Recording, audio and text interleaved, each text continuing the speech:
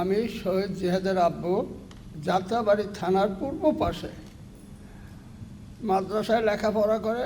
ওই মাদ্রাসার ছাত্রদের সাথে সাথে ওই প্রতিটা প্রোগ্রাম করতো। আমি কিন্তু জানতাম না, আমরা কেউই জানতাম না। হঠাৎ করে একদিন খবর আইলো যে আপনার ছেলে কিন্তু ওদিকে যাইতেছে, হুজুরে বলছে। তখন আমি হুজুরের কাছে বললাম, আপনি কেন ছাড়লেন?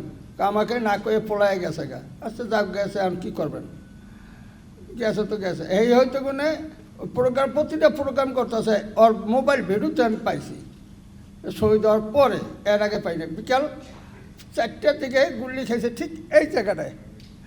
এই ছোট্ট একটা ফুটো হয়ে বেড়েছে, পিস দিয়া ঠিক এত বড় ফুটো হয়ে বেড়েছে। এখন তার বাবা, আমি একটু ছোট্টখাটো একটা দোকান করি যাত্রাবাড়ি থানার পূব পাশে।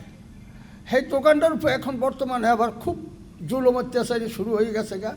আমার ভাড়া দিতে হবে, এটা করতে হবে, এইটা করতে হবে। অনেক কষ্ট করিয়া আমি হাতে পায়ে ধরে কাজটা রাখছি। এখন তাকে আছে, কালকে না পরশু দিন আমি দোকানে ছিলাম না, দোকানটা তালা মারিয়ে দেওয়ার কথা ছিল। এর মধ্যে আবার আমি যে হাতে পায়ে ধরে রাখছি। যাই হোক, জুলাই সনদ তো বাস্তবায়ন করেই নি, হাবড়ও বাস্তবায়ন করেনি। এখন নির্বাচিত মানুষ যারা আছে, এরা দোকানদারি করে, ব্যবসা বাণিজ্য করে কোনো রকম নির্বাচন যখন করবো সেটা ডাইল ভাত খেব, তাও রাস্তাটা তারা এখন বন্ধ করে দিতেছে।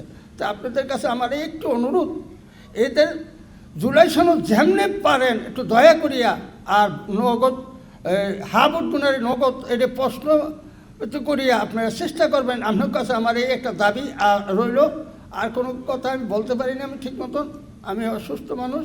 সালামু আলাইকুম ওয়া রাহমাতুল্লাহি ওয়া বারাকাতুহু।